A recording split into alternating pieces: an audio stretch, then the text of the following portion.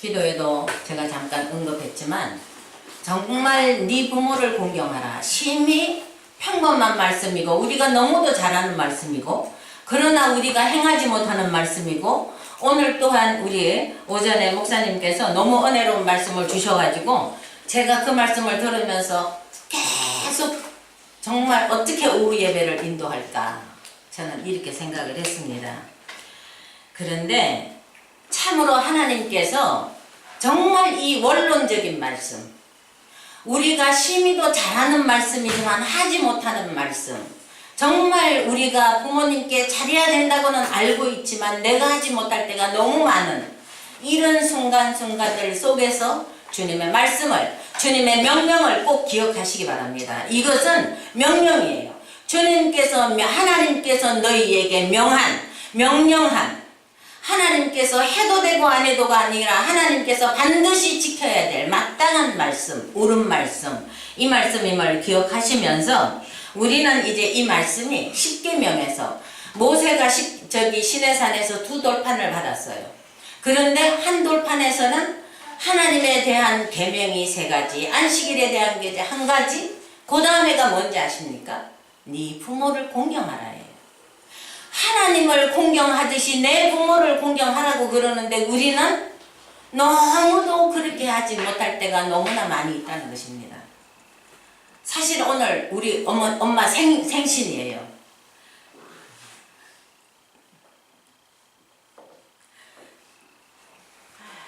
제가 이럴까봐 말씀을 안 드리려고 그랬는데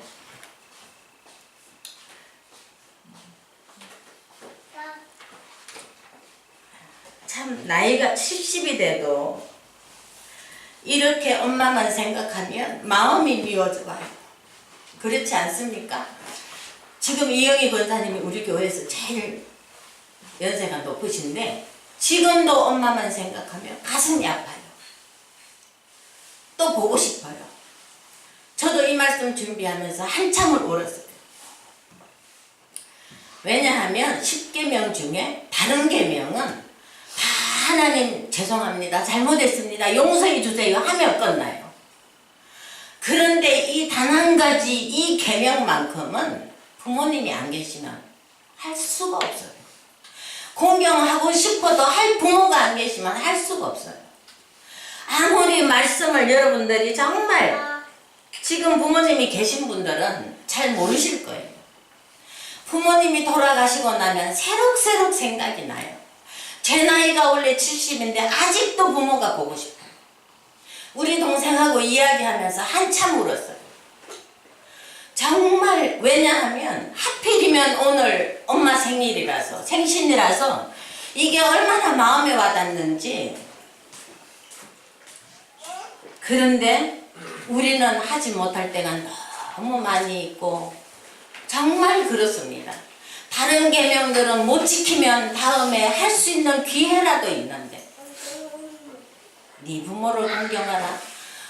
부모님이 안 계시면 할 수가 없어요. 그렇기 때문에 정말 부모님이 계신다면 정말 한마디라도 더 다정한 말로 제가 그래서 오늘 다른 말을 전하기보다는 부모님을 어떻게 섬길 것인가. 섬기면 방법을 몰라서 여러분들이 못하십니까? 그러나 성경에도 정확하게 나와 있는 말씀을 보면서 저는 오늘 말씀을 드리고자 합니다. 골로새서 3장 20절을 보면 자녀들아 모든 일에 부모에게 순종하라. 이는 주 안에서 기쁘게 하는 것이다. 하나님을 우리는 기쁘시게 하고 싶어요. 그런데 그 한 가지 방법 중에 주 안에서 부모에게 순종하는 것이 하나님을 기쁘시게 하는 것이라고 정확하게 나와 있습니다. 내가 새 생명을 얻었습니까? 내가 정말 주님을 믿고 변했다고 생각하십니까? 하나님을 경외하고 하나님을 사랑하고 내 부모에게 순종하시기 바랍니다. 예수님도 누가복음 2장 51절에 보면 한 가지로 나사렛에 내려가서 부모님을 섬기고 복종하고 거기에는 순종하였다고 내가 했지만 받들었더라. 언제나 내 부모가 잘나서 섬기는 게 아니에요. 내 부모가 특별해서 섬기는 게 아니에요. 하나님이 섬기라고 주셨기 때문에 하나님을 기쁘시게 하는 일이기 때문에 섬기는 거예요. 하나님이 우리를 위해서 희생하시고 봉사하시고 또 십자가에 죽기까지 나를 사랑하셨다면 내 부모는 그렇게 안 합니까? 내 부모도 희생과 봉사와 사랑으로 우리를 키워 오셨어요. 저와 여러분들이 이 자리에 거저 있는 줄 아십니까? 부모의 눈물로, 부모의 아픔으로, 부모의 사랑으로, 부모의 희생과 봉사로 오늘 여기에 저와 여러분들이 있다는 사실을 기억하시기 바랍니다. 나 혼자 큰 거 아니에요. 보면 사람들이 나 혼자 큰 줄 알아요. 그런데 아니라는 사실을 기억하시기 바랍니다. 로마서 1장, 제가 다른 저것도 있지만 지금 생각이 나서 로마서 1장을 보시기 바랍니다. 로마서 1장 18절부터 다 읽어보진 않겠습니다.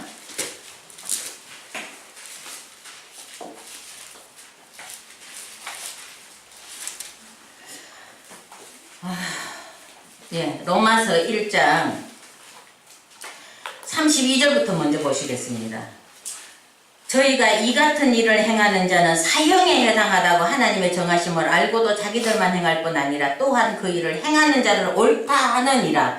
왜냐하면 18절부터 그 불신자들에 대한 어떤 하나님을 잘 섬기지 못한 이런 자들에 대한 이야기가 나오는데 그 중에 하나가 30절에 보시면, 끝에 보시면 부모를 거역하는 자예요. 이게 부모를 거역하는 자는 물론 출애굽기에도 보면 십계명에도 보면 죽일지니라. 부모에게 순종하지 않고 부모를 치는 자 죽일지니라 이렇게 나오지만 신약에도 역시 부모를 거역하는 자.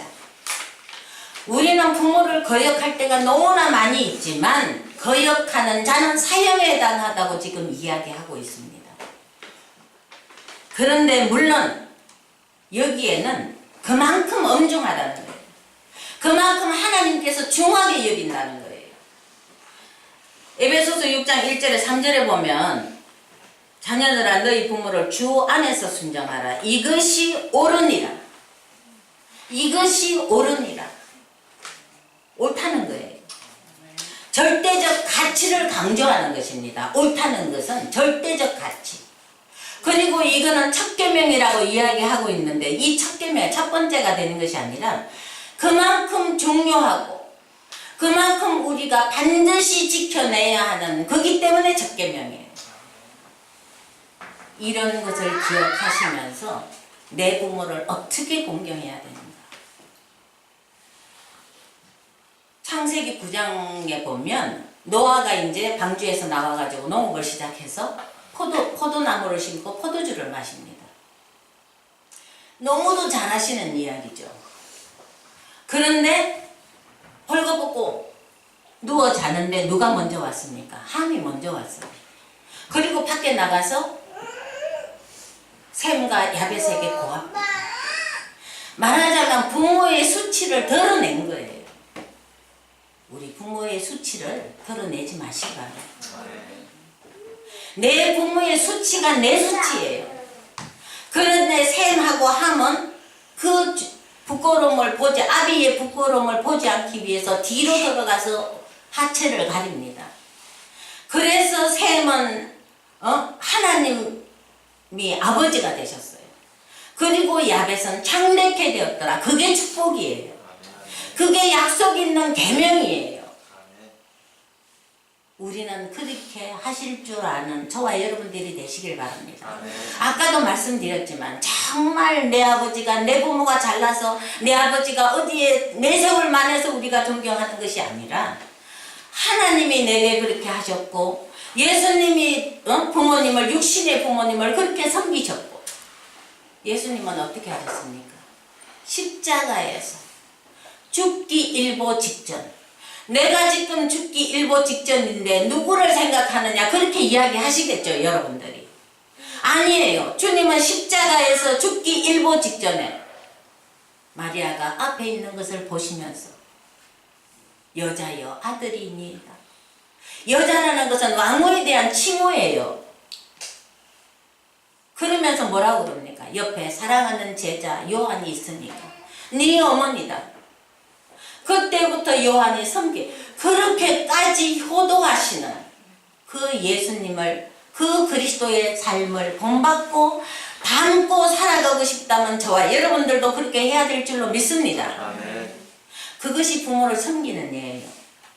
제가 또 보면서 창세기 44장에 보니까 유다가 이제 양식을 싣고 다시 집으로 가야 되는데 요셉이 뭐라고 그럽니까? 베냐민을 두고 가라 그러잖아요. 그러니까 창세기 44장 그 마지막 절에 내가 차라리 당신의 종이 되겠고, 왜냐하면 이 아들이 없는 것을 보면 아버지가 죽을까 하나이다. 그래서 자기가 희생하고 이 동생 베냐민을, 제가 지금 말씀드리는 것은 아버지의 마음을, 아버지의 형편을 헤아릴 줄 아는 이런 자가 되어달라는 것입니다. 우리는 그런 자가 돼야 돼. 그런데 우리는 아버지가 조금, 아니면 어머니가 조금 내한테 잘못하면 거역할 때가 얼마나 많이 있습니까? 부모의 마음은 어떤 줄 아십니까? 내 재산 다 갖고 나가서 허랑방탕하고 다 탕진하고 해도 그 아들이 그렇게 될 줄 알지만 다 줘요. 알지만 내 모든 것을 다 주는 게 부모의 마음이에요. 그리고는 이제나 저제나 상거가 뭔데도 기다리는 게 부모의 마음이라는 사실을 기억하시기 바랍니다. 그게 부모 마음이에요. 그리고 솔로몬은 어떻게 합니까? 솔로몬이 사실은 밧세바가 정실 부인도 아니잖아요. 그리고 온갖 사람들이 다 욕하는 자리였을 것입니다. 아마 이 성경에는 안 나오지만 밧세바는 마음을 그렇게 편안하게 살지는 못했을 것입니다. 그런데 솔로몬이 아도니아 때문에 이제 그 솔로몬 앞으로 나옵니다. 그런데 왕상 29장 19절에 보면 밧세바가 이 아도니아를 위하여 말하려고 솔로몬 왕에게 이르니 왕이 일어나서, 왕은 사실은 앉아 있어도 돼요. 그런데 다른 사람이 다 밧세바를 손가락질 할지라도 솔로몬은 그 어머니를 존경했다는 사실이에요. 이렇게 왕이 존경하는 어머니를 누가 손가락질하면 누가 욕을 하겠어요? 그 다음에 영접하여 절한 후에, 영접하여 절한 후에 다시 위에 앉고 그 모친을 위하여 자리를 베풀고 그 우편에 앉게 한지라. 우리는 내 어머니가 다른 사람에게 손가락질을 받을 만한 이런 어머니일지라도 나만큼은 어머니를 위해서 정말 모든 마음을 다하는, 모든 정성을 다하는 저와 여러분들이 되시기를 간절히 소망합니다. 내 어머니가 때로는 생각이 나와 다를 때가 있어요. 엄마는 몰라서 그래, 아버지는 몰라서 그래가 아니고 그럴 수도 있겠지. 이렇게 마음을 써주는 이런 자식이 정말 부모의 마음을 헤아리는 자식이라고 생각합니다. 우리는 이렇게 부모를 섬겨야 될 줄로 믿습니다. 여러분들이 잘하는 대로 룻은 어땠습니까? 아무것도 가진 거 없어요. 이제 희망도 없어요. 정말 나오미가 내게는 희망이 없다. 내게는 지금 남편도 없고 남편을 둘 만한 이런 나이도 아니고 남편을 설령 둔다 할지라도 이제 내가 그때 자식을 낳아서 언제 커서 내가 너한테 남편으로 주겠느냐, 가라고 뜸입니다.